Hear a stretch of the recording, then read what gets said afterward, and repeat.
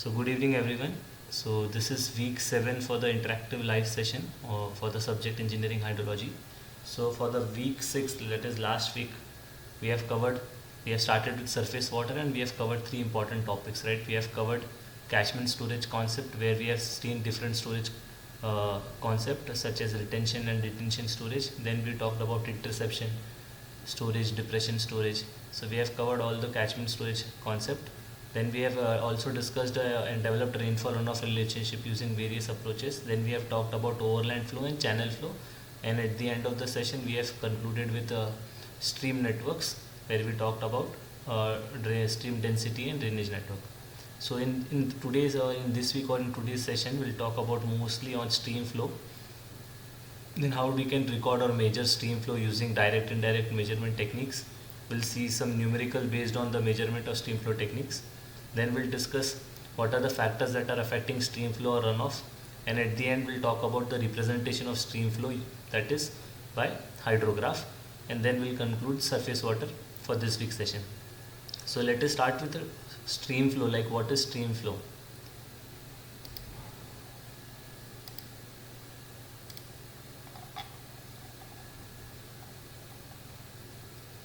So when we talk about stream flow,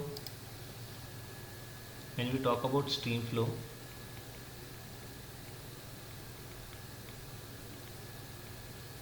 so stream flow is nothing but stream flow is total runoff. By total runoff I mean it is divided into three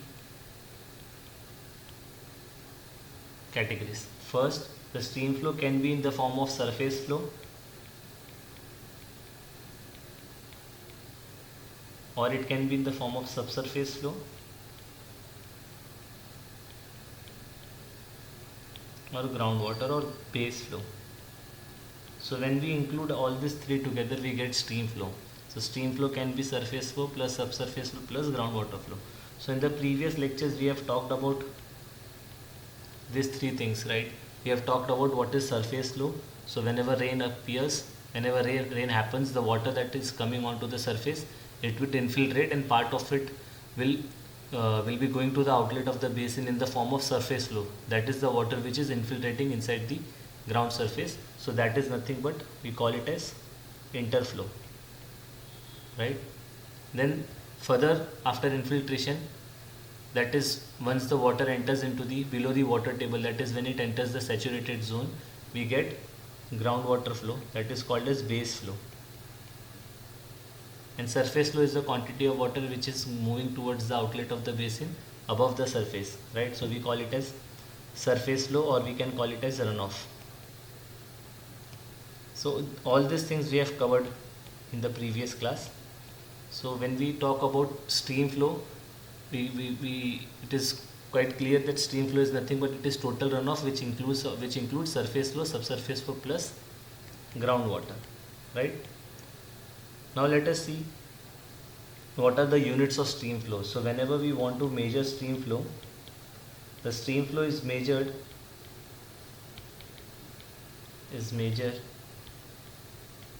in terms of discharge. In terms of discharge means we know the unit of discharge. So unit of discharge is nothing but volume per unit time, that is meter cube per second. So we measure stream flow in the unit of discharge, that is meter cube per second. Now there are two different ways by how we can measure the stream flow, right? So there are two different ways to measure stream flow.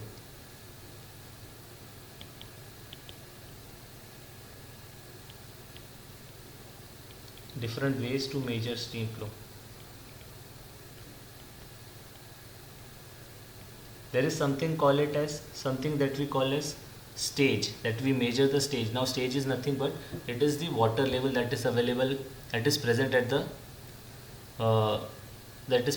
location, right? So we measure the water level. So whenever we are measuring something, we need a datum.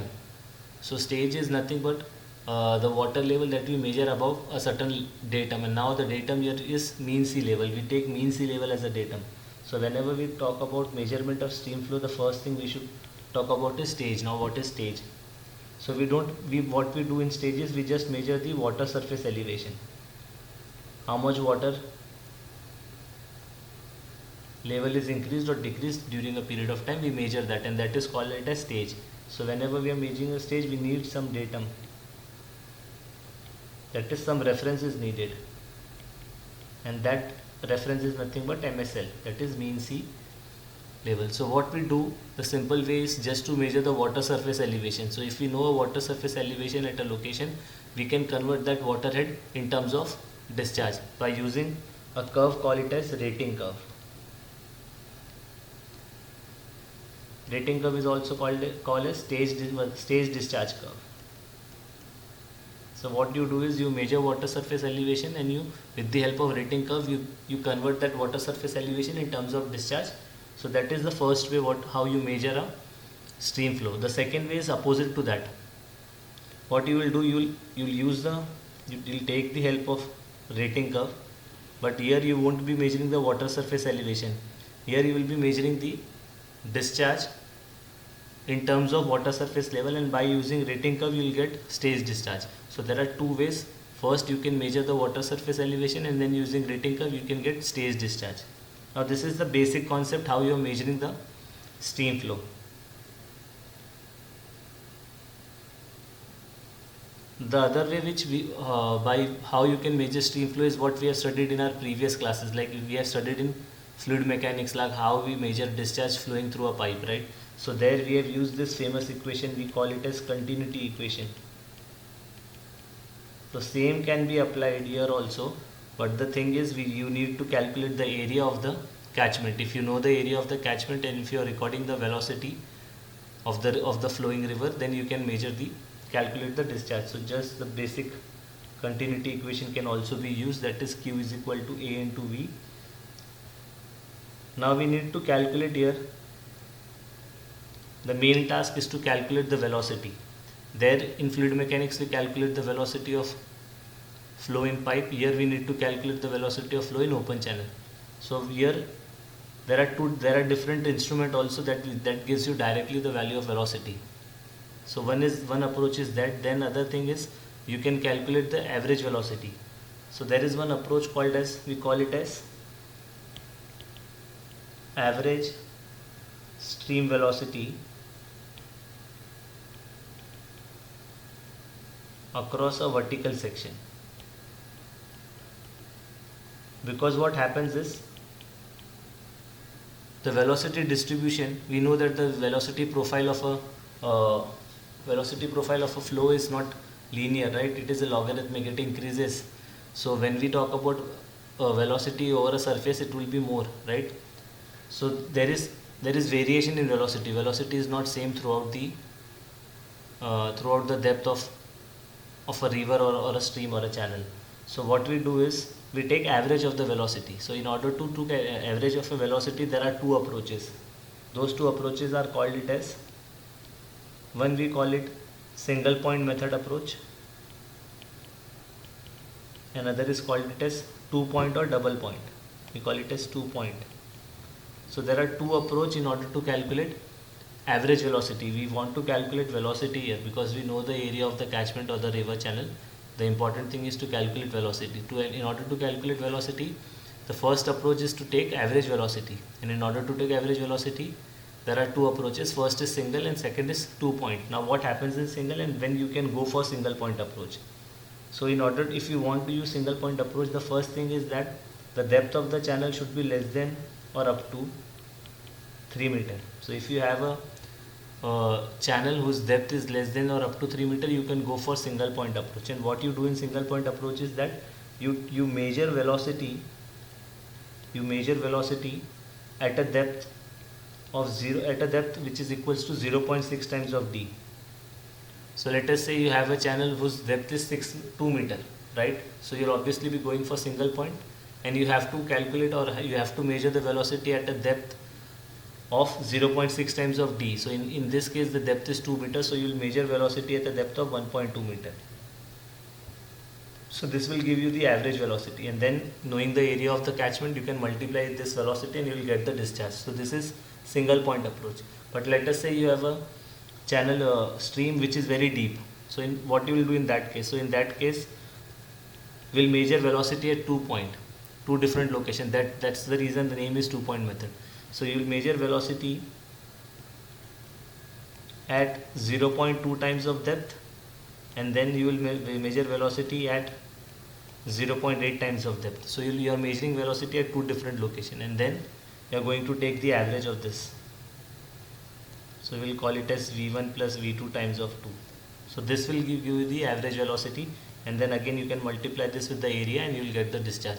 So this is the simple one of the simplest way to calculate discharge of a stream by using continuity equation, right? So this is one of the way to calculate discharge or stream flow. Now there are certain instrument also that gives you the value of stream flow, right? As we have seen for different variables like rainfall, also we have seen in the previous class, we have instrument, we have rain gauges which is recording non-recording type, then also for evapotranspiration we had lysimeter. So there are different instruments, right, which are used to record the hydrological variation. So in the same so is the same for stream flow also. So stream flow also has 2 types of instrument. We call it as recording and non-recording. So measurement of stream flow.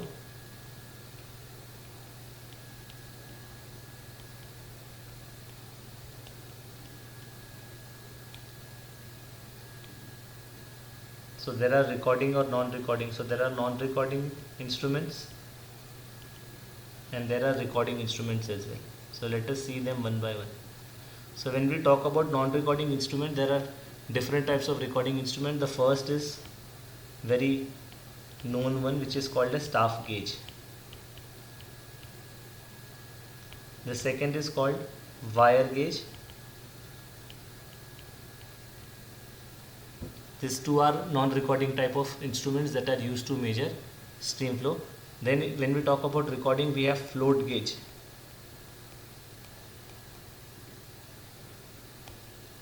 Float gauge recorder.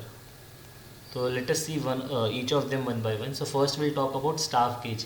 Now, how does staff gauge is used to measure stream flow? So what happens is staff gauges are nothing but these are like vertical wooden posts which have readings placed on marked on them. So what you will do, will insert the staff gauge along the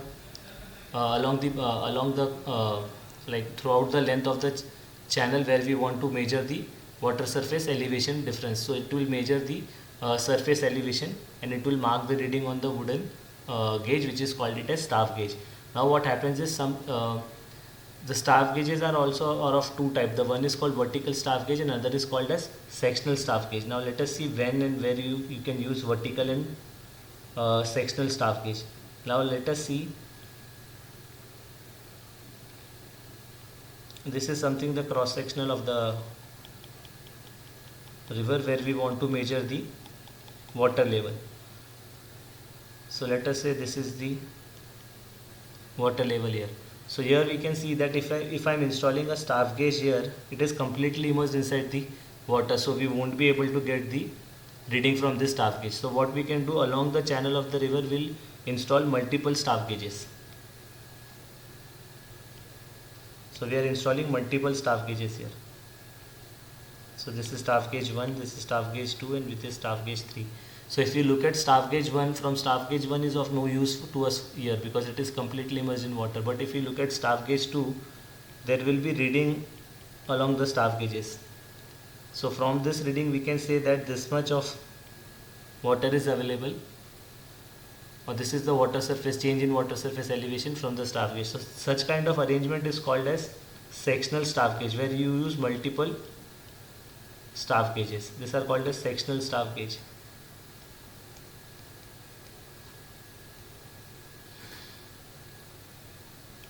So whenever you use multiple staff gauge at location, it is called as sectional staff gauge. If you are using one single staff gauge, then it is called as vertical staff gauge. So vertical staff gauges are used to record water surface level, and with the help of water surface level, what you are going to do, you are going to use rating curve and you are going to convert the water head in terms of discharge with the help of rating curve. So this is how you can use staff gauges, which is a non-recording type of instrument. The other instrument is called as wire gauge. Now let us see how does wire gauge works. So what happens in wire gauge is I'll first draw a figure for your reference.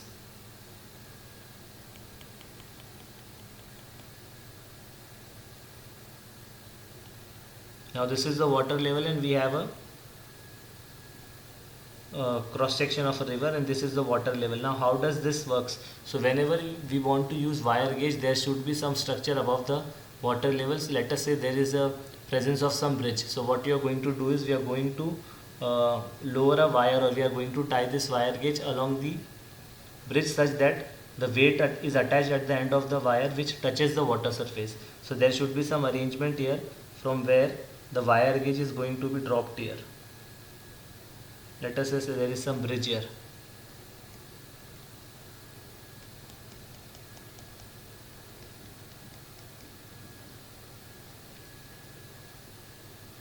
So now the wire is touching the water surface level. So whenever there is an increase or decrease in the water surface level, the length of the wire that is coming out of the drum gauge here is read by a mechanical counter attached to the reel which the wire or tape is wound. The length of the wire is then subtracted with the reference datum, and then we'll be getting the water surface level. So all these instruments are used to record water surface level.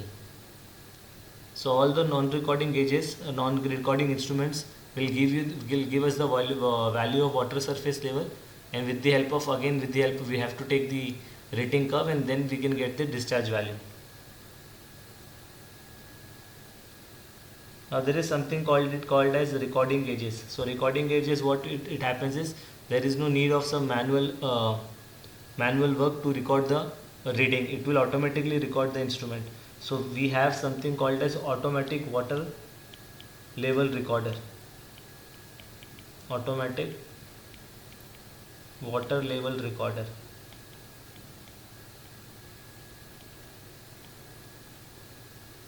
So how does this help? So it works on the principle of float. So there is like a pulley kind of arrangement. So at one end the float is installed which records the reading, that is the difference in water surface elevation, and at the other end a weight is attached to balance the to make a balance between the float. There is a weight attached to the other end of the pulley, right? So what happens is whenever there is fluctuation in water surface level, it will cause the float, the rope and wheel of the recorder to move, and whenever this float moves, it will automatically record the reading. So this is how like a automatic water level recorder works. If we have to look we can have a look at the instrument setup also. So here if you look here at the image, this is how a automatic water level recorder works. So here we can see there is a float, and in order to balance the float there is a counterweight here, and there is some pulley kind of arrangement here, and here is the recording station. So whenever there is decrease or increase in the water surface level, this weight will be balanced, and here automatically the recording is going to be taken place. And also in order to validate, like sometime if the instrument is not working, there is always an arrangement of staff gauge also. So just to cross check whether the recording gauge is working perfectly or not, we record a staff gauge also, that is a non-recording type of gauge. Now the other thing is that we can measure discharge with the help of, if we know the velocity of the flow or velocity at a point in flow across a cross section, if we know the velocity, we can calculate discharge also. So there is an instrument called as current meter. So with the help of current meter also we can measure velocity.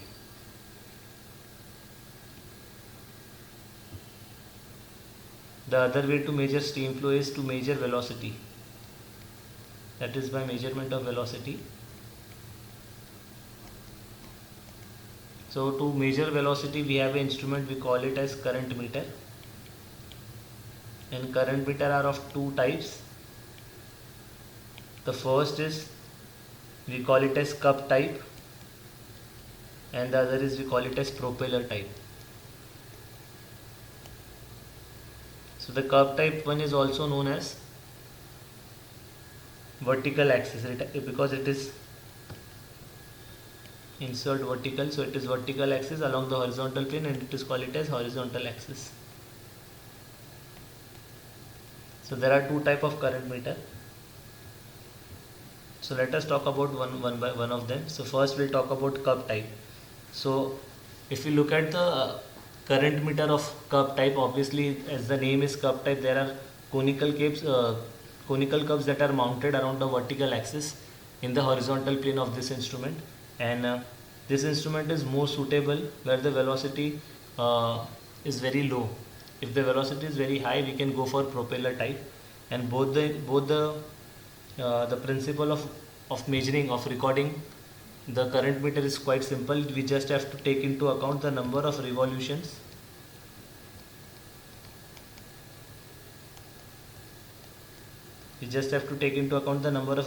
that is taking place.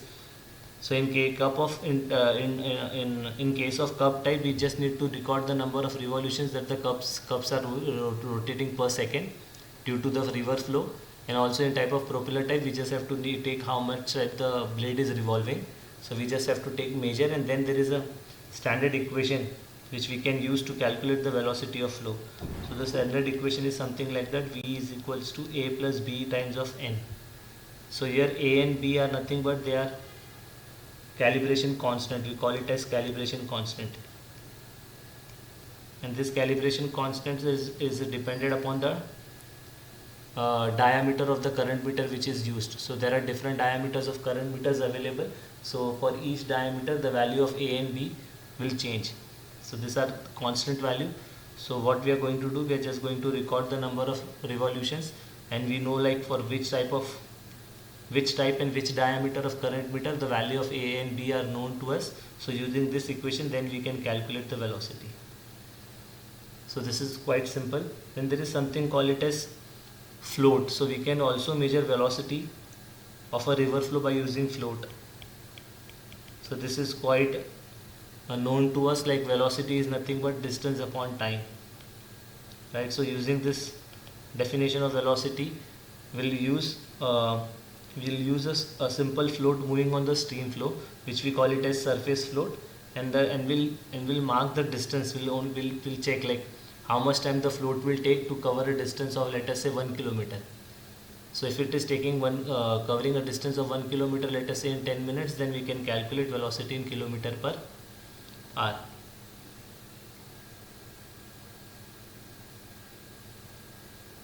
Now there are different methods also. Let us say that there are direct method also and as indirect method also. So let us talk about different methods. So there are two more methods to measure stream flow.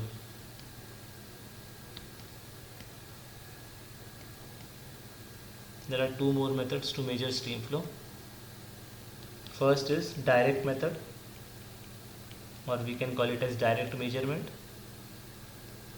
and second is indirect measurement.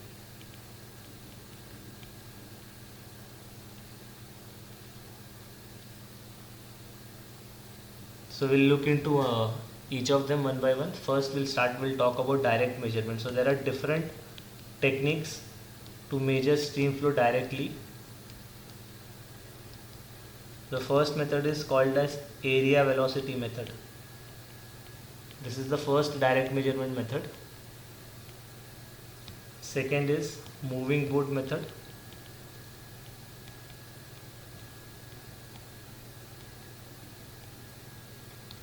Third is dilution technique.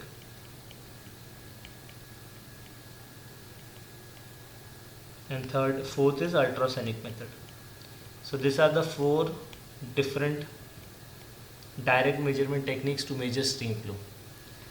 And we are going to see numericals also based on this direct measurement technique. So we are going to solve numerical based on area velocity method. We are going to solve numerical based on moving boat dilution technique as well, right? So let us see the theory part, like how these techniques are used to measure the stream flow. So first we'll talk about area velocity method.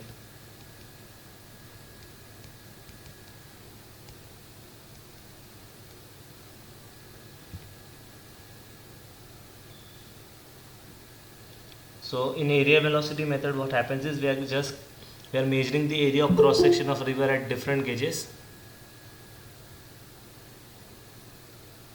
at different areas. So first of all, whenever we are using area velocity method, there are certain criteria. So the first criteria is there are criteria for selecting site, like which site should be used in order to go for area velocity method. So the first thing is site selection criteria. So the ideal site for area velocity method would be the one which has the well defined cross section, or which should not change from season to season, means the cross section doesn't change much throughout the year. The second is it should have a straight stable reach. The reach should be straight. The next criteria is it should be obviously accessible. So it should be easily accessible, and it should, most importantly, there should not be any effect of from backwater. So these are the 3-4 criteria which will help us to select an ideal location where we can apply area velocity method. Now what we are going to do here is we are going to divide the entire area into small sections, right?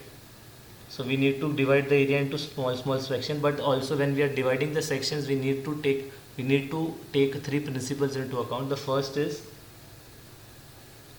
the width of the sections. The width of the sections that we are dividing should not be greater than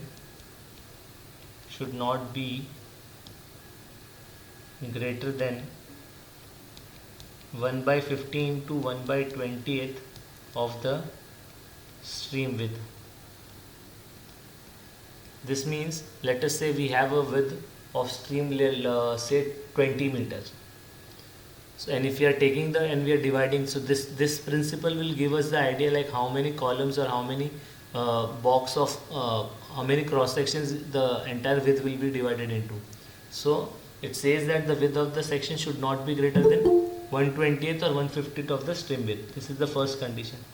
The second is the discharge in subdivision should be less than, like this, each width or each cross section should have discharge which should be less than 10% of total discharge. So if the total discharge is 10 meter cube per second, so each section that we are dividing should have a discharge of less than 10% of total, that is it should be less than 1 meter cube per second. That is how we are going to divide the cross sections. And the last is based on velocity. So there should be a difference in velocity between adjacent section, and that difference should not exceed 20%. So let us say this is the channel section in which we have divided into number of sections. So the velocity difference between first and second section should not exceed 20%. That is the velocity in section 1 and velocity in section 2. The difference should not exceed 20%. So this is how we are going to divide the entire catchment or entire channel into number of different cross sections, and then we are going to calculate velocity in each of the section, and by knowing the area we can calculate the discharge in each of the section, and by later taking the summation of all the discharge we can get the total discharge. So this is how area velocity method works. We'll take numerical problem based on this, which will help us to see how we can approach with this problem.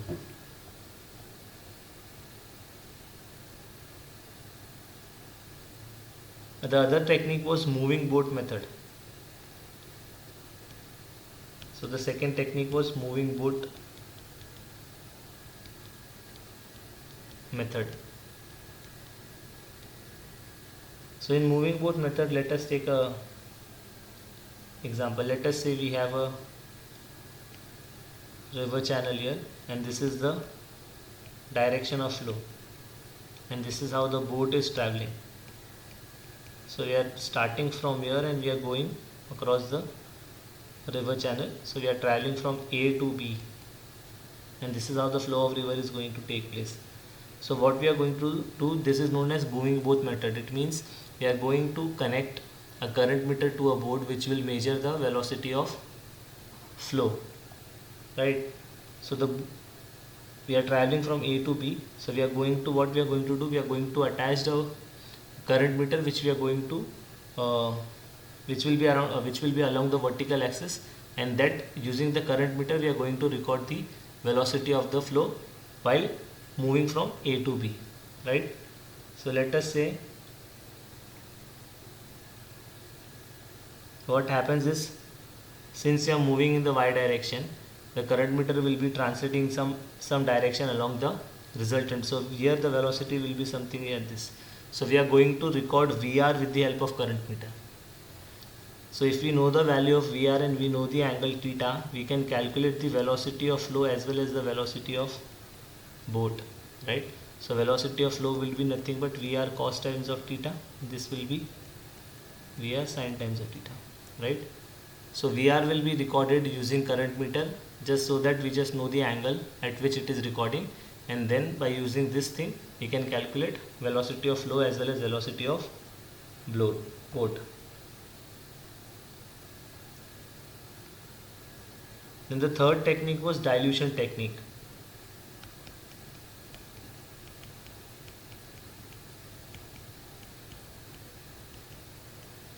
So this is one of the important techniques that you can use. So a dilution technique, what happens is we used a tracer which can be any chemical or any radioactive chemical or sodium bicarbonate or anything which gets dilutes in the, or which get dissolved in the river or in the channel. So that kind of material is used as a tracer. So tracer is injected. So here tracer is injected into the stream or into the river at a constant rate of Q. Let us say that Q is in meter cube per second, with a concentration of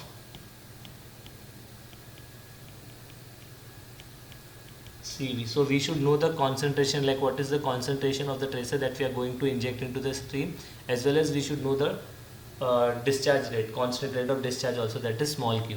So if we know these two things, then what we are going to do, we are going to inject this into the stream, and also we should first calculate like what is the actual discharge of the stream in which we are going to inject this station. So we should first calculate the discharge of the stream, and also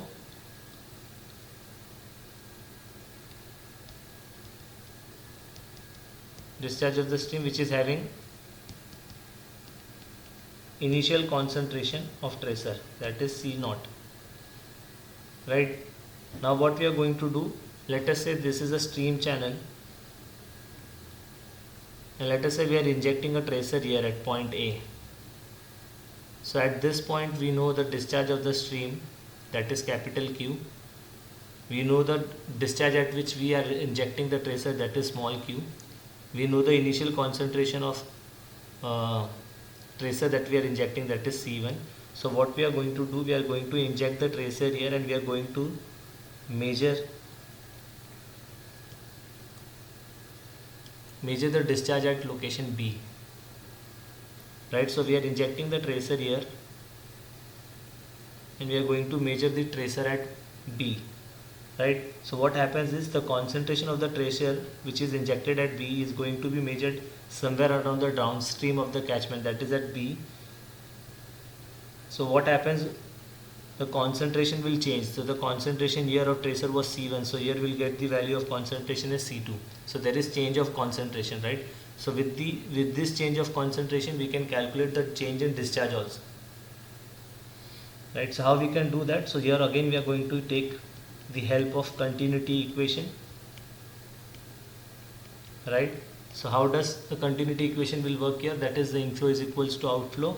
So what happens here is the inflow is nothing but the tracer discharge plus times of concentration of tracer that is injected at A, plus the total discharge of the stream which is there with the initial concentration of the tracer, which will be 0, and the output will be the summation of this, that is q plus small q times the concentration, So if we solve this equation for the value of discharge, that is capital Q, we will get an equation something like this.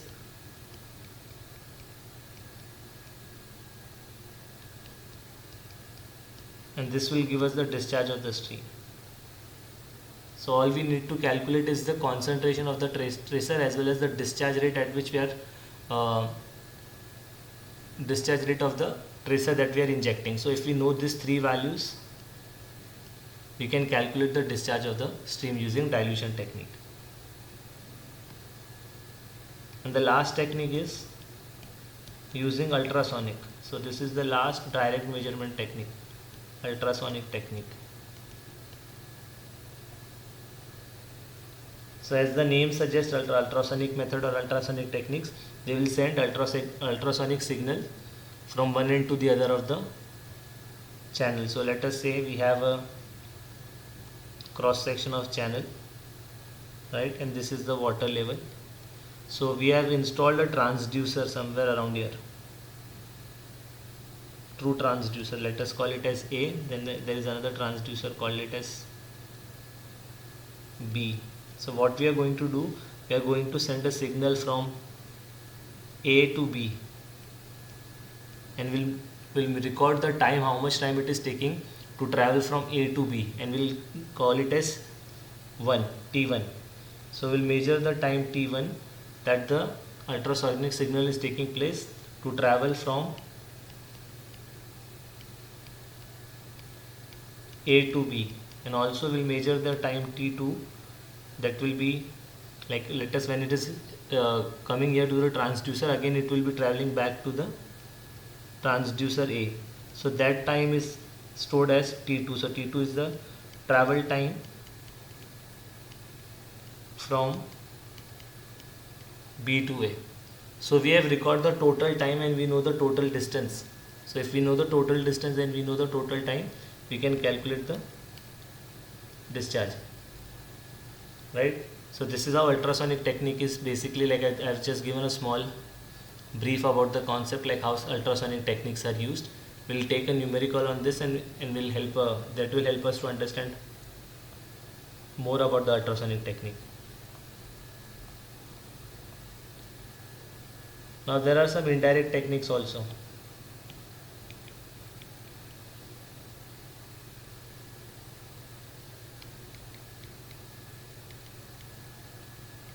And we call these techniques as advanced flow measuring technique.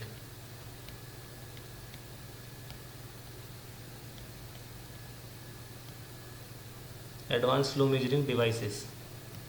So there are two devices. One is called as ADCP and the other is called it as ADV.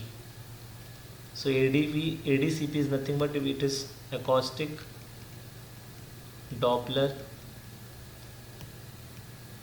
current profiler,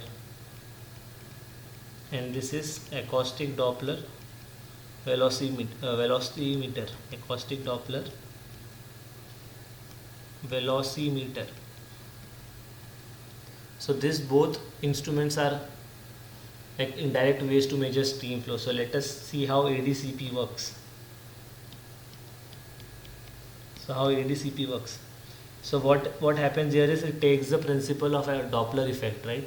So it will send a sound signal from the surface to the ground. So the sound signal will travel along the depth profile of the river, and it will hit to the bottom bed of the river channel, and it will reflect back. So what we are doing here is, we are measuring the time, how much time it is taking place, and through that approach we are going to calculate the discharge. So the advantage of ADCP is that it will give us the velocity at all the depth. So we'll get the velocity as well as at the bottom along the surface. So at the end of this we'll get a velocity profile at each depth, or we can call it as discharge profile also. So that is what the advantages of this technique is.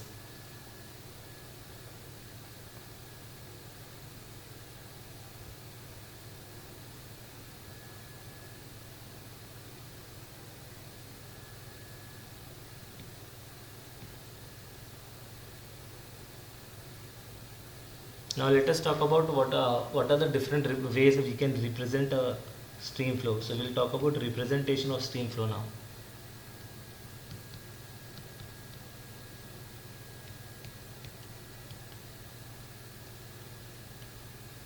So the stream flow is usually represented by a graph. We call it as hydrograph.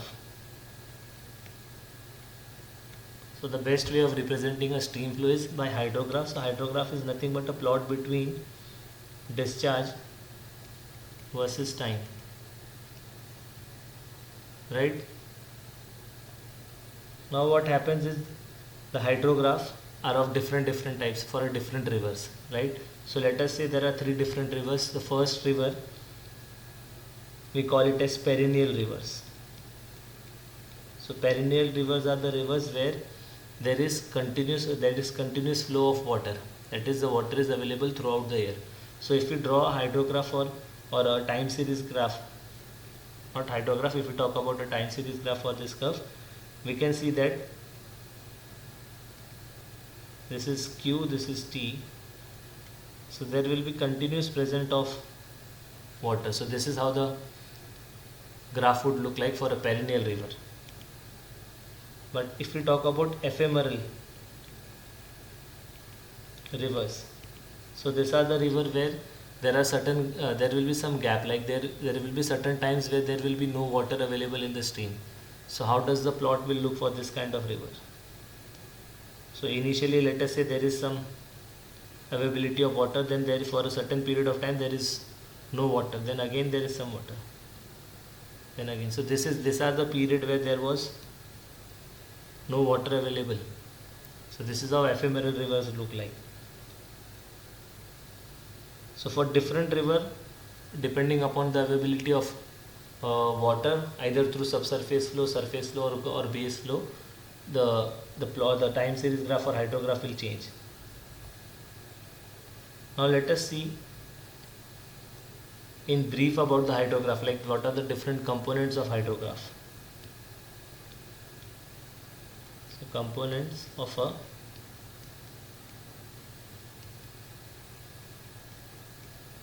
storm hydrograph, right?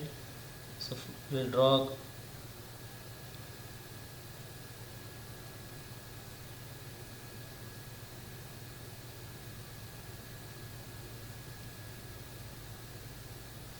right, this is time, this is Q.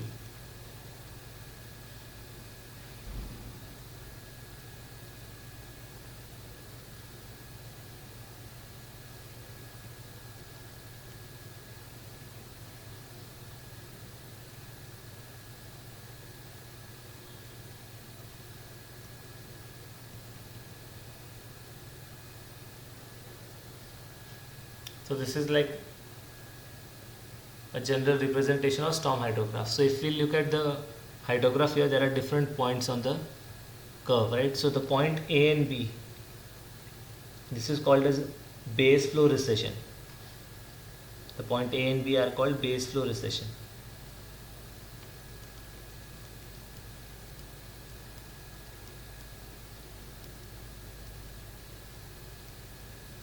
Then there is BC.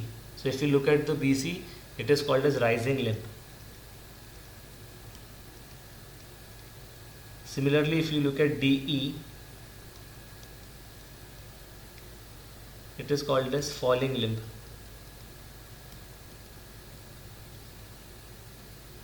Then there is point P, which indicates the peak flow, that is peak discharge. And there is EF, which indicates base flow recession.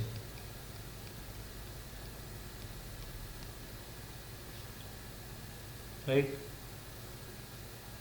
Now if you look at the curve, prior to the time of intense rainfall, the contribution from the base flow, that is segment, is basically because of the base flow. Right? The direct runoff begins at B. From here itself the direct runoff will begin. Direct runoff will begin means the surface flow will take place. Prior to B, the contribution was because of the groundwater flow. But after B, the contribution to the stream flow is because of direct runoff, that is surface flow. Then if we talk about the rising limb and falling limb, what is the significance? So if we talk, whenever we talk about the rising limb, basin and storm characteristic controls the shape of the rising limb. So there are two different characteristics. When we talk about the factors that are affecting runoff, we'll talk about two different characteristics. One is called as catchment characteristics, basin characteristics, and other is called as storm characteristics. So the shape of inflow, that is the rising limb, is dependent on storm as well as catchment characteristics, whereas the falling limb only depends upon the basin characteristics, right? Because the contribution of storm is only till the rising peak. After P there is no contribution, right? So the effect on DE, that is the falling limb, is basically because of the catchment characteristics.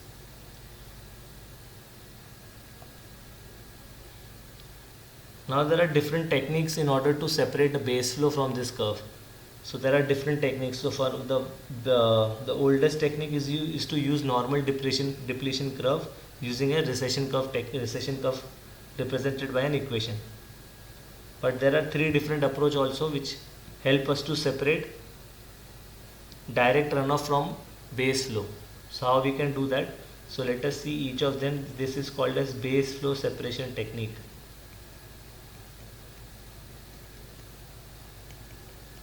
So if we have total discharge and we want to calculate the groundwater from it, so we can use base flow separation technique. So the first technique is called it as straight line method. So as the name suggests, all we need to do is we need to extend a straight line, that is from the falling limb to the rising limb, that is from the base flow recession from the rising limb to the base flow recession of the falling limb. So how we can do this? Let us see this.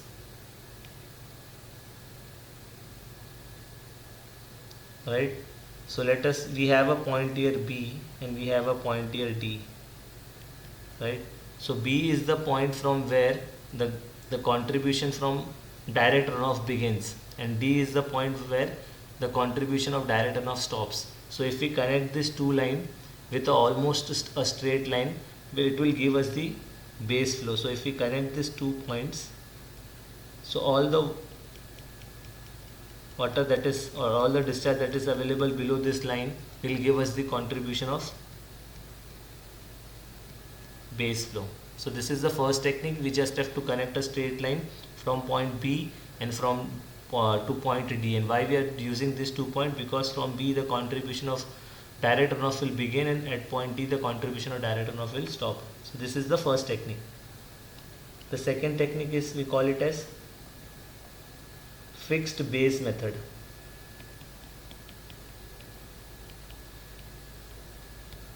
The second technique is fixed base method. So what happens here is,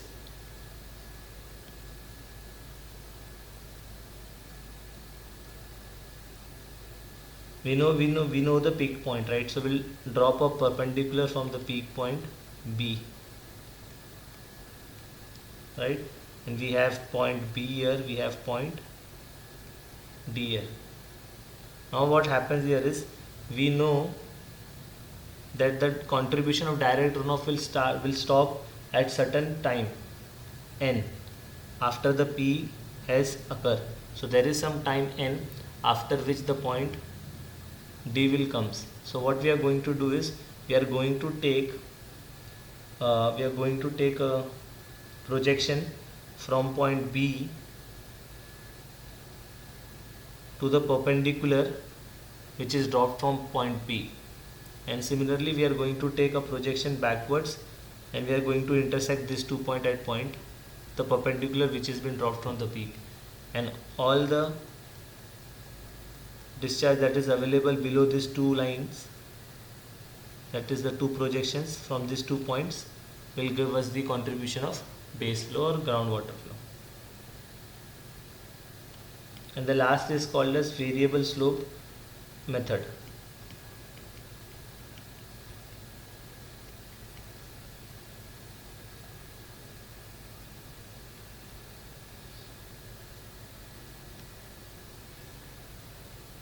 This is called as variable slope method.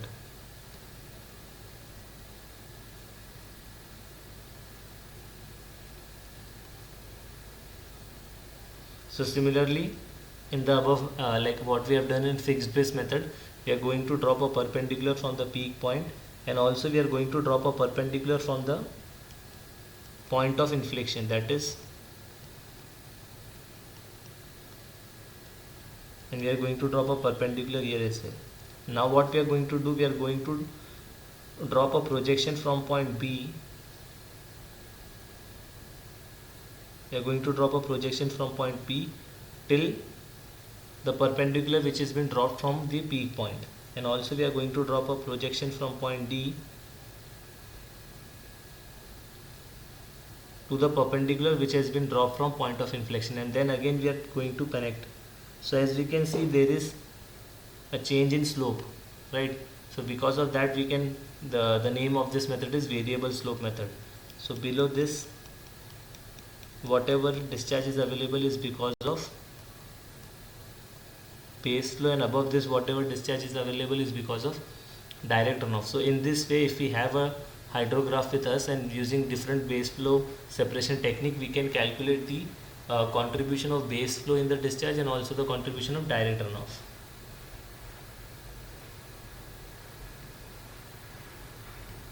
Now let us see what are the different factors that are affecting runoff. So as I have told that there are different factors that are affecting the two, out of them the two important techniques are, first is called as storm characteristics. First is storm characteristics, second is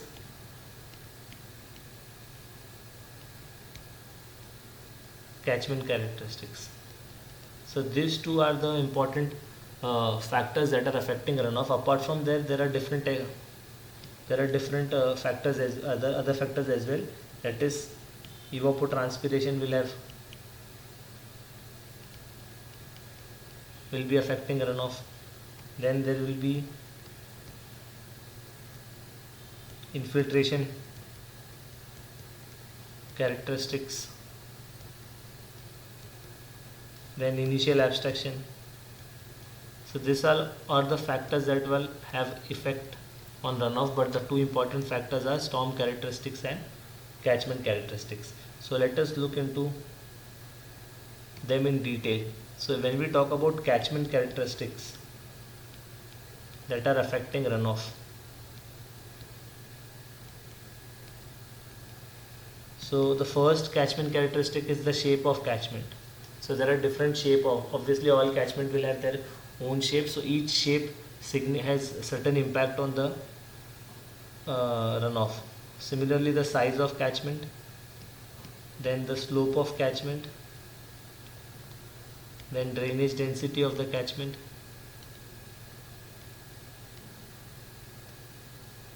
then topography or geology.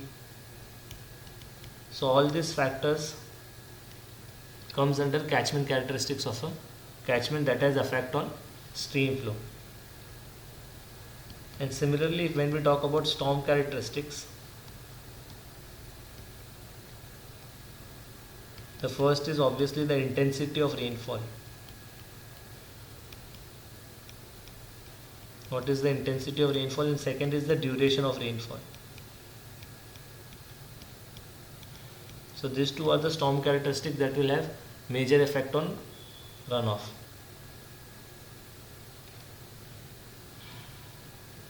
So let us see like how different shape of catchment will have a different effect on the runoff. So let us say first let us see the different shape. How shape of a catchment affects the runoff, right? So let us there are obviously two types of catchments. The shape of a catchment are divided into two types. The first is we call it as elongated shape, right? And second we call it as fan shape, right? So elongated shape would be something like this, fan shape would be something like this. So what effect, and this is the outlet point.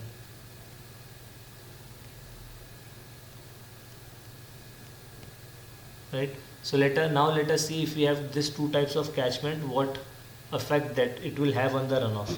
So whenever if we see there here the shape of the catchment is elongated, it means it will take more time to reach the outlet of the catchment. So we can say that the duration, the time duration will be more for the elongated catchment, right? So if the time duration is more, we can say that the peak will be less since the time duration is more. So we can say that the curve or hydrograph would be something like this, right? It would be, it will have a good spread but a less peak in case of elongated. But when we look at into fan shape, the duration will be less. The time required by the water to get out of the catchment will be less. So if the time requirement is less, we can say there will be a high peak. So this is how the shape of catchment is affecting runoff. So in case of elongated shape, the runoff will be less but the time duration will be more. In case of fan shape, the peak runoff will be there but it will be there for a short period of time.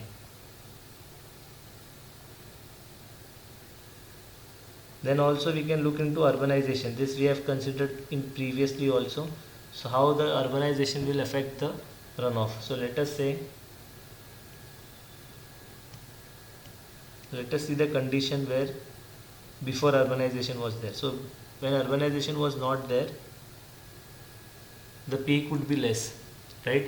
Why the peak would be less? Because urbanization is not there. It means more water will be getting infiltrated and less water will be going as a direct runoff flow, right, as surface flow. So obviously the peak will be less. So this is the case of before urbanization. But what happens after urbanization is the infiltration will reduces and more water will be going flowing as surface flow, and it will be going towards the outlet of the catchment. So there will be a rise in the peak. So since there is rise in the peak, the time duration will also reduce. So this is the case of after urbanization.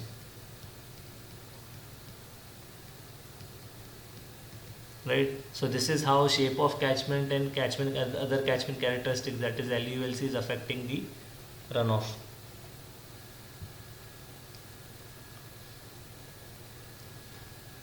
Now that we have covered all the theoretical aspect of this week's session, we can get into the numerical. Now we can solve some numerical example based on the concept that we have covered. So the first example that we are going to take is a very simple example based on velocity using current meter, right? So here if we can look at the question, they have asked us to calculate the velocity at a given depth, right? And what they have given to us is a list of observation. So they have computed the velocity at a depth of 0 meter, that is along the surface, and then they are increasing the depth by 0.5 meter and they are recording the number of revolutions using a current meter. And the value of calibration constant, that is A and B, is also given to us, that is 0.65 and 0.003. So if we remember the equation that is used by any type of current meter to calculate velocity, if we remember that, then we can easily calculate.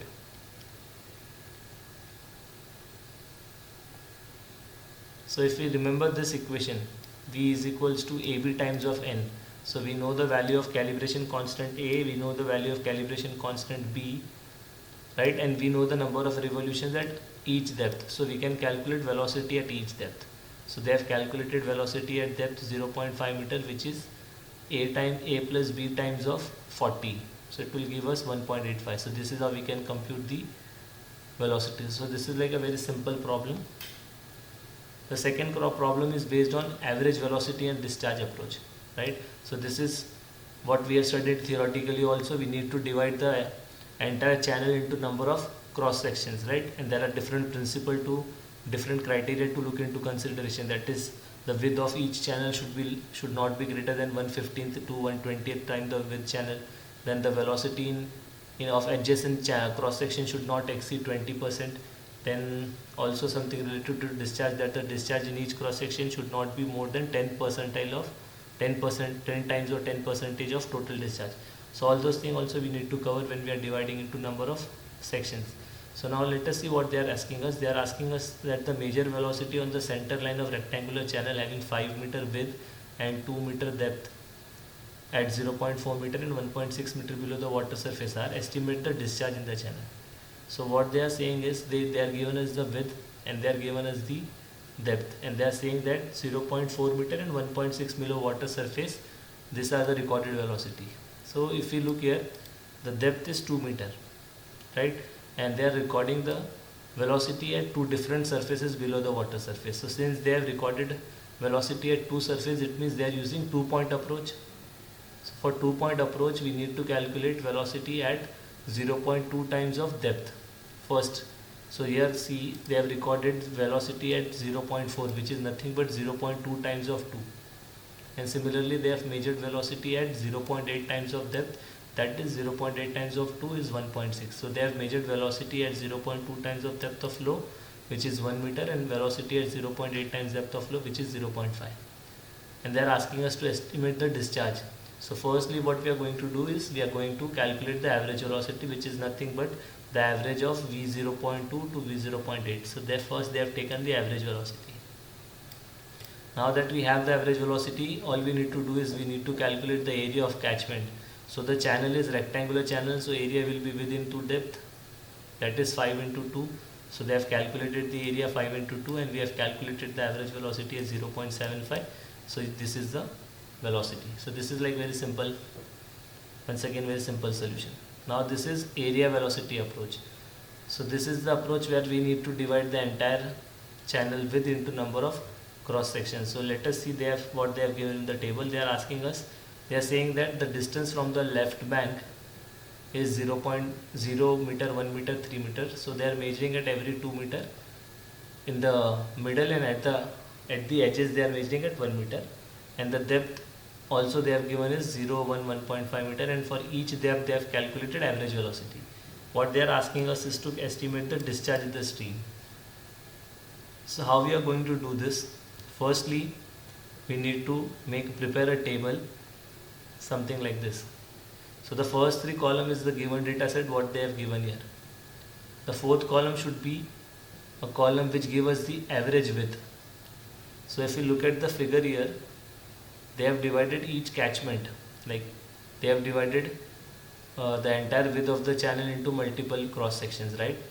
So how we are going to calculate the average width? So the formula to calculate average width is, if we want to calculate the width of first section, that is first cross section, we need to take the width of first cross section plus width of second cross section, that is the adjacent cross section or next cross section, divided by 2 times the whole square divided by 2 into width of the first channel section, right? So let us calculate the width of average width at first section, that is first section means distance from left bank is 1. So we are calculating the width at section 1. So how we are going to do that is, so we are going to take the width of section 1, which is 1, and we are going to add this with the width of section 2, which is at a distance of 2 meters, so it will be 2. So here if you look at this equation, the formula would be W1 will be 2 plus 2 by 2 the whole square divided by 2 into 2. So if we solve this, we'll get the value of average width as 2 meter, right? So since we have calculated the average width, now what we are going to do is, we know the average width, we are going to multiply it with depth, and we'll get the average area. So now we have the average area. All we need to do is we need to multiply it with the average velocity which is given to us, and now by multiplying average velocity and average area, we'll get the discharge for each cross section. And now at the end, what we are supposed to do, we are going to take the summation of total discharge for each cross section, which will give us the total discharge. So the important thing here is to calculate the average width of each cross section. Once we have done that, it is very simple to compute total discharge. The similar problem is given, but the technique is different, that is moving boat method, right? So we have seen moving boat method. Here the velocity is measured at a certain angle with the help of current meter. So that's the reason they have given us the angle made by VR. So VR is nothing but the velocity which is being measured by current meter, that is installed along the vertical axis of the moving boat. So they have given us the value of VR. They have provided different sections. They have given us the width. So the important thing here is to calculate two things. First is to calculate the average width, and the second is to compute the value of velocity of flow.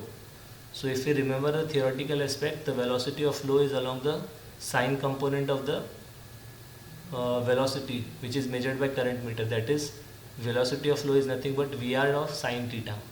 So we know the value of VR, we know the value of theta. So using VR and theta, we can calculate VF. So if you can see here VF is nothing but this column is calculated by using this formula. VF is equals to VR sine theta, right? Once we have the value of VF, we can take the average value. And how we can take the average value? In the question itself, they have mentioned that the average velocity can be taken as 0.9 times of VR. So using VR, we have calculated average velocity. Now that we have average velocity, what we are going to do? We are going to compute the width.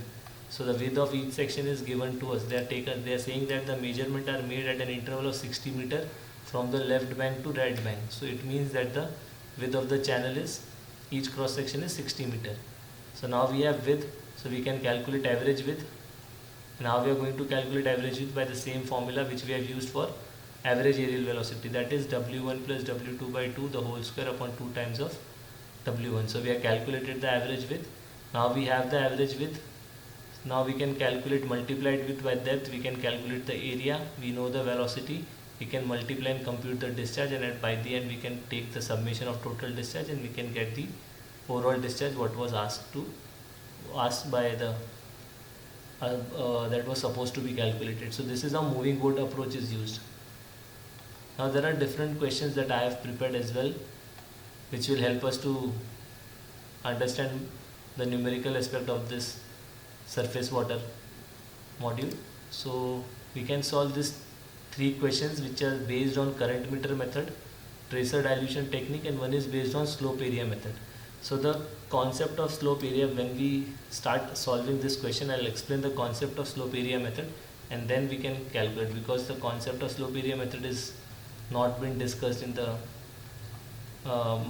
much in detail in the video class or that has been uploaded, or as well as in the PDF. So the first question is based on current meter, as well as, if you look at the question, it is a combination of 2 concepts. First, they are using current meter to calculate the velocity, and second, they have divided the entire width of the stream into number of cross sections. So it means it is a combination of current meter plus average aerial velocity approach, right? So let us see how we are going to solve this question.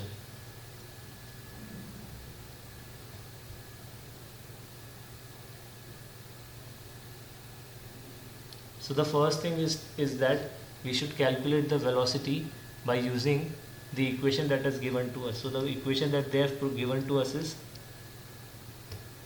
V is equals to 0.51 ns plus 0.03. So we know the number of revolutions at each depth. So we can calculate velocity for each depth using the equation, right? Which is V is equals to 0.05 ns plus 0.03. So firstly we'll calculate the velocity. Then what we can do is we can divide the number of sections into the entire stream into number of sections, and we can compute the average width. And once we have the average width, we know the depth, so we can calculate the area by multiplying average width with depth, and then we can compute discharge by multiplying area into velocity. So let us solve this problem. Example 4.1. So firstly what I am going to do is I am going to prepare a table .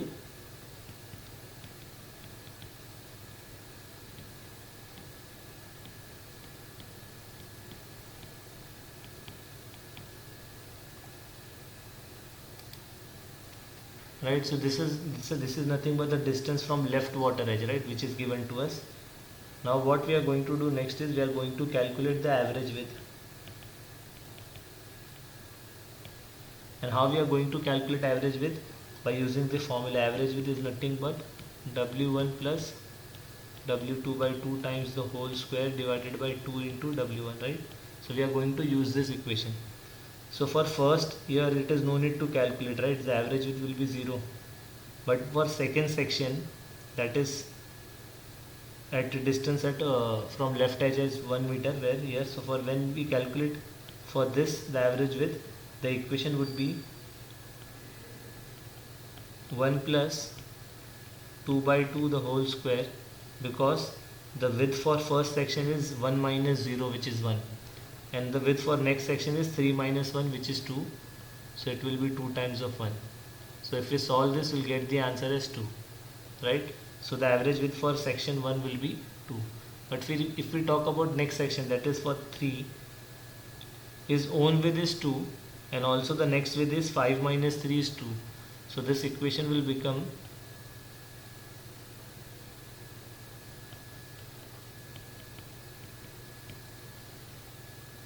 so we are going to take the average of this, which will be from centroid of first section to the centroid of second section, right? So the centroid of first section will be 2 by 2, which is 1, and the centroid of next section will be 2 by 2, which is also 1. So the answer will again be 2.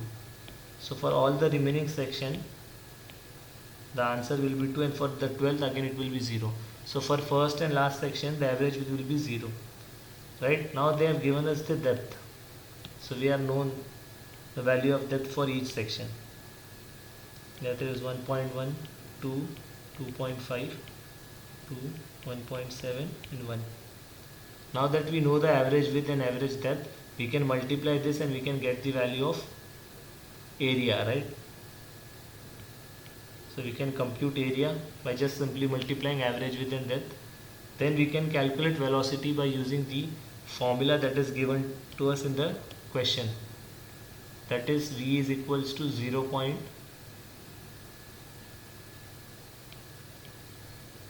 V is equals to 0.51 of number of resolution plus 0.03. So this equation is given to us, and also they have given the number of revolutions for each depth. So using that we can calculate the value of velocity. Now that we have area and velocity, we can calculate Q, and by the end we can take the summation of all the value, that is discharge for each section, and we can calculate the total discharge. So if you solve this example, the final answer that you will be getting is 6.45. So this is for your cross section, cross verification, that the overall discharge is 6.45, right? So I've explained the steps like how to do. Firstly, we are going to calculate the average width by using the equation, standard equation. Then we are going to multiply the average width with the depth. It will give us the value of area. Then we are going to compute velocity at each depth using the equation that is given to us for the current meter. And once we get area and velocity, we can compute discharge.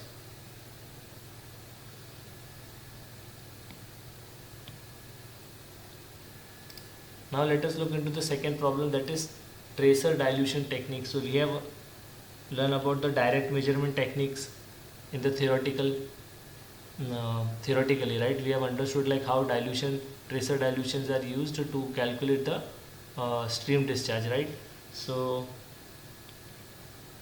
let us see this example, like what they have asked us to calculate, right? So in the question, they are saying that a 25 gram liter, a 25 GL, that is gram per liter solution of a fluorescent tracer would discharge into a stream at a constant rate of 10 centimeter cube per second. So we know that the constant rate of tracer is nothing but small q, which they have given as 10 centimeter cube per second, right? So we can convert this 10 centimeter cube per second into meter cube per cube, and also they have given us the concentration of tracer. So the concentration of tracer is nothing but C1, which they are saying as 25 gram per liter, right? Then they are saying that the background concentration of the dye in the stream water was found to be 0. So background concentration of dye in the stream was 0. It means they are saying the initial concentration of tracer in the solution was 0. Obviously it will be 0. So C0 is 0. Then they are saying at a downstream section sufficiently far away, the dye was found to reach an equilibrium concentration of 5 parts per billion. So they are saying how the concentration is changing from 25 gram per liter at section 1, that is on the upstream side, and how it is changing and becoming 5 parts per billion at a downstream location, right? So this concentration is nothing but C2. So they are saying that 5 parts per billion So again we are going to convert that concentration also. And lastly they are asking us to estimate the stream discharge. So if you look at here, they have given us the constant rate at which the tracer is been injected into the stream. So that constant rate is 10 centimeter cube per second. So we are going to convert that into meter cube per second. So it will be 10 into 10 to the power of minus 6 meter cube per second, right? Then again we are going to convert 25 gram per liter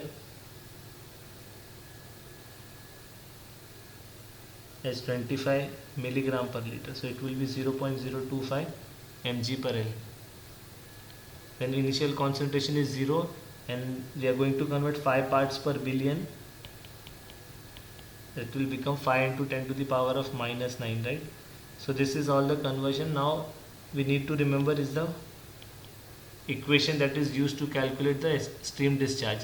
So the equation was capital Q is nothing but small q C1 minus C2 divided by C1 minus C0. So all we need to do is just substitute this equation, all these values in this equation, and we will get the final answer. So small q is 10 to the power of minus 6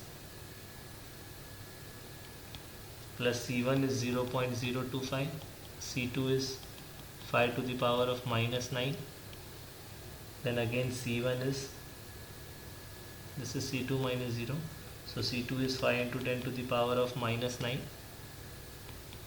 and C2 is 0. So if you solve this equation, we will get the answer of Q as 50 meter cube per second.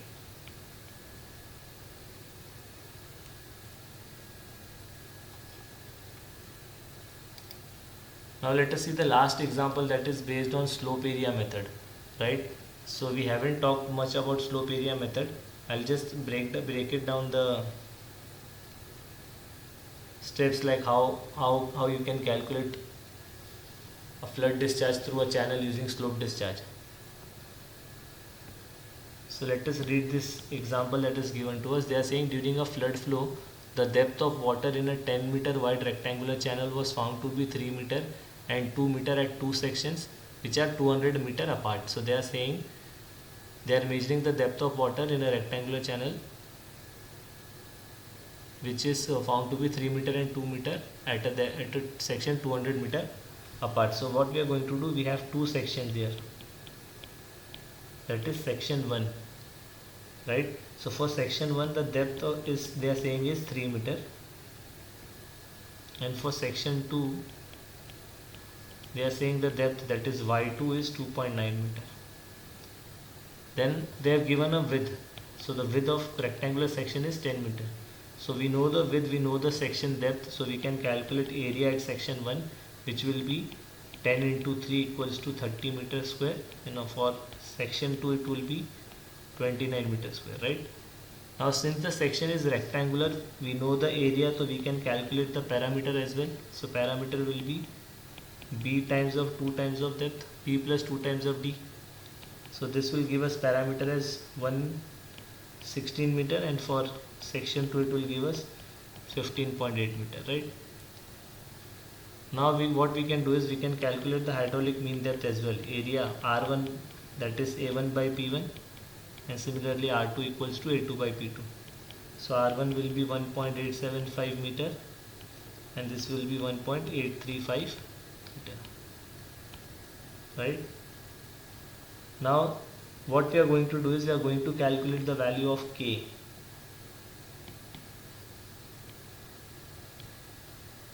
And how we can do that? K is nothing but the conveyance value. So how we can do that? So for section 1 it will be K1, and K1 would be equal to 1 upon N into R1 times of 2 by 3 into A1. So this will be 1 upon 0.025. Since the value of Manning's constant is 0.025, so we have substituted that.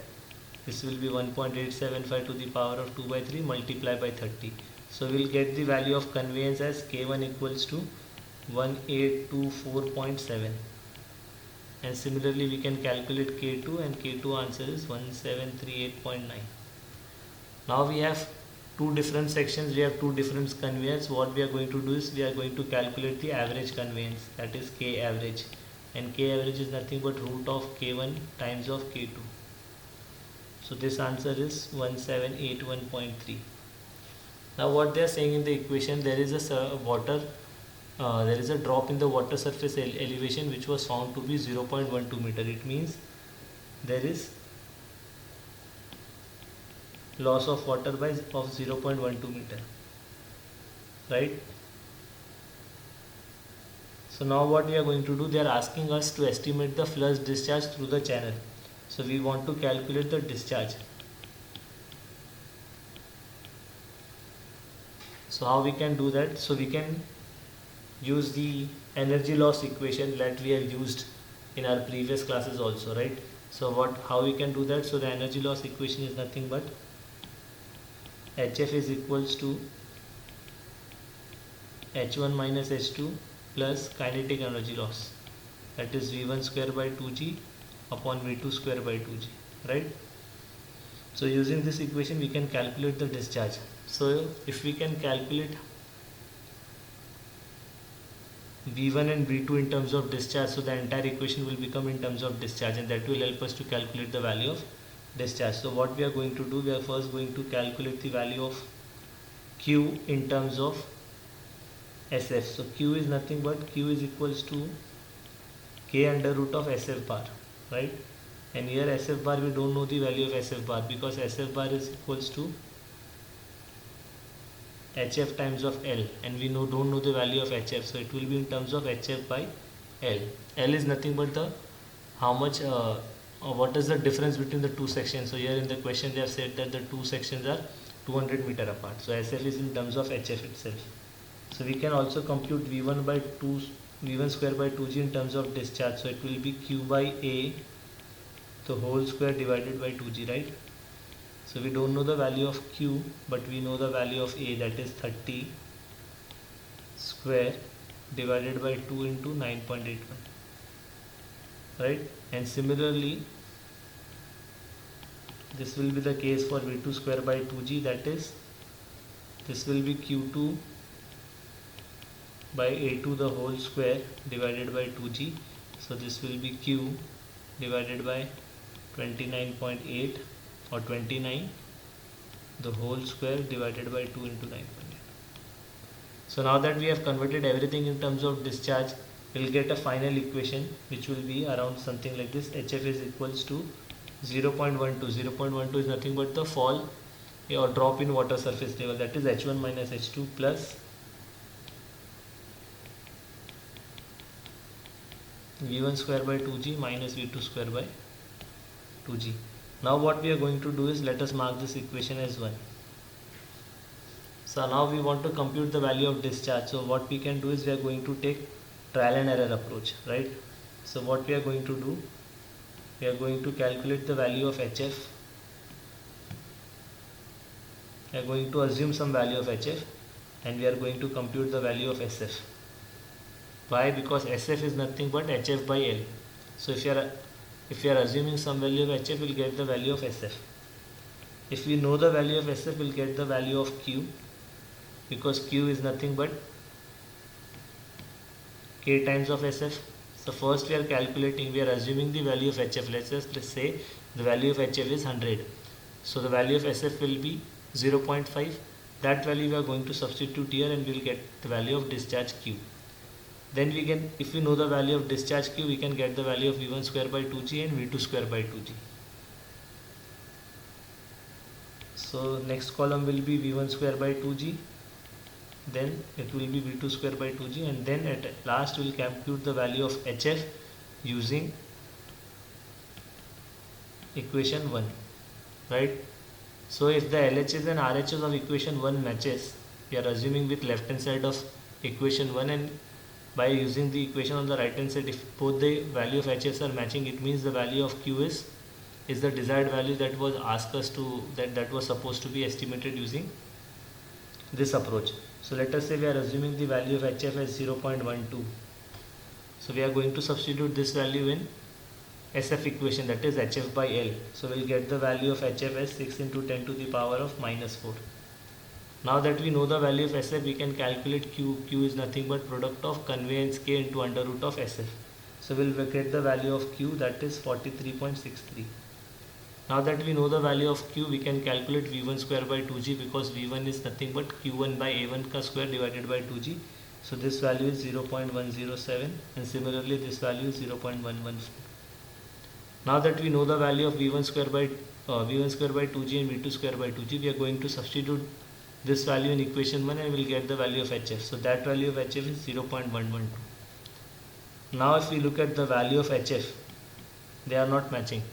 So it means our assumption is not correct. Again we are going to take another assumption. So that assumption should be the output of, or the ending value of, end product of first assumption. So the next assumption would be 0.0112.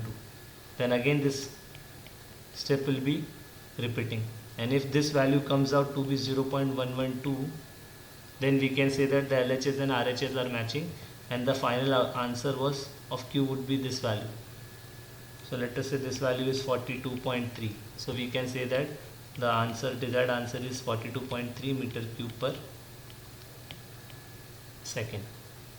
So this is how a slope area method is used to compute discharge through a channel.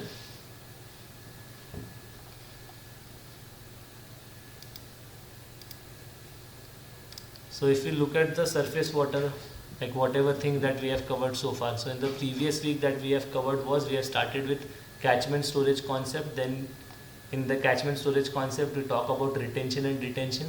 Then we talked about different storage component, right? We talked about interception storage, depression storage, surface storage, subsurface storage, groundwater storage, right? Then we have talked about two important concepts. First was Hortonian overland flow, another was saturation overland flow. Then we talked about different ways to estimate excessive rainfall hydrograph, right? Excessive rainfall hydrograph. So we talked about phi index approach, we talked about SCS CN curve method approach. Then we talked about rainfall runoff coefficient approach. Then at the end of the session we have derived two equations, one for overland flow and another was channel flow.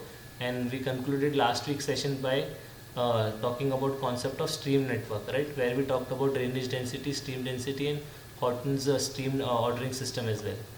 Then in today's session we started with the components of stream flow, like how stream flow is total runoff is divided into three parts, that is surface flow, subsurface flow, groundwater flow. How we can measure stream flow. The unit of stream flow is nothing but it is measured in terms of discharge, that is meter cube per second.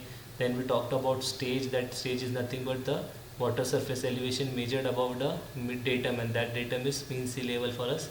Then we talked about how velocity is measured, like what are the different techniques that are used to measure surface water. So there are two different measurement techniques. First is non-recording, then there is recording. Then there are velocity measurement technique as well, that we talked about current meter, we talked about ADCP, ADV, and how we also looked at that how continuity equations are used to compute stream flow. Then we talked about direct and indirect method of stream flow measurement. First was aerial velocity method, the second was moving boat method, dilution technique, ultrasonic method. We also saw three examples on each of the three types of direct measurement techniques. Then we talked about the representation of stream flow, that is how a hydrograph, with the help of a hydrograph. Then we talked about how we can separate base flow and direct runoff from a hydrograph using base flow separation techniques. So there are three base flow separation techniques we learned about. The first was straight line method, fixed base method, and the last was variable slope method. Then we talked about what are the factors affecting runoff. So we talked about catchment characteristics and storm characteristics. In catchment characteristics we saw how shape and size of catchment is affecting the runoff. Then for the storm characteristics, there are rainfall intensity, how rainfall intensity affects and how the duration of the storm event affects the runoff. Then we talked about how urbanization is affecting, like we saw the hydrograph before urbanization. So when we talk about before urbanization scenario, the peak would be less and duration would be more, because more infiltration is taking place because of a less urbanized area. But after the urbanization, the area of land is going to convert, because of which infiltration will be reduced and more direct runoff will take place, because of which high peak of hydrograph was observed. So this is what we have understood in the theoretical part of this week class, right? Then we covered few numericals. So we covered four numericals, four different types. First we took a simple example based on velocity using current meter, where we saw how velocity current meter velocity equation is used to compute velocity, which is simple equation: v is equals to a plus b times of n, where a and b are calibration constant that depends upon the type of current meter, right? Then we saw simple approach how average velocity is used, that is based on continuity equation. Just we need to calculate average velocity at different depth. So if there are if we took 2-point approach, then we are supposed to measure velocity at 0.2 meter times the depth of flow and 0.8 times the depth of flow, and then we are going to take the average of the two velocity and we can multiply with the area, we'll get the discharge. Then the other approach was area velocity approach, right? So in this approach we are going to divide the entire width into number of cross sections, right? Then the important thing here is to compute the width, average width. So if we know the average width of the section, we have the depth, we can calculate the area, and we know the velocity. So if we multiply area and velocity, we'll get discharge. The last method was moving boat approach method. This is similar to aerial velocity approach. The only thing that differ here is we need to calculate the velocity of flow, which can be computed if we know how velocity is measured by current meter, that is VR, and at what angle. So if we know VR and theta, we can measure VF, that is by the equation VF is equals to VR sin theta. And the other approach is similar to aerial velocity approach. We need to compute the average width by knowing the depth, multiply the average with depth, will get the area, and then multiply the area with velocity, will give you the discharge value. So apart from this, we also took into three different approaches. The first was a combination of current meter and average aerial velocity approach, right? The second was tracer dilution technique, which is one of the direct measurement technique, and the last was on slope area method, right? So we have seen these three numerical as well. So overall, if you want to summarize today's session, we have concluded, like, we have covered everything. I think in the next class we'll be talking more about hydrograph and different type of hydrographs, like what are the assumptions in deriving hydrograph, in the derivation of unit hydrograph. So I think in next class we'll be talking more about the representation of surface water, that is by using hydrograph.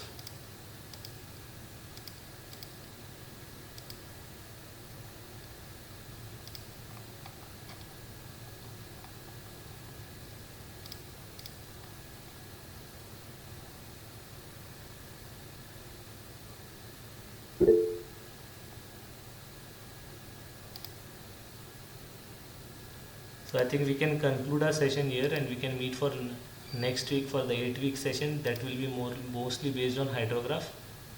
So I'll see you in next week, that is on Tuesday 19th of March, and we'll discuss more on hydrograph.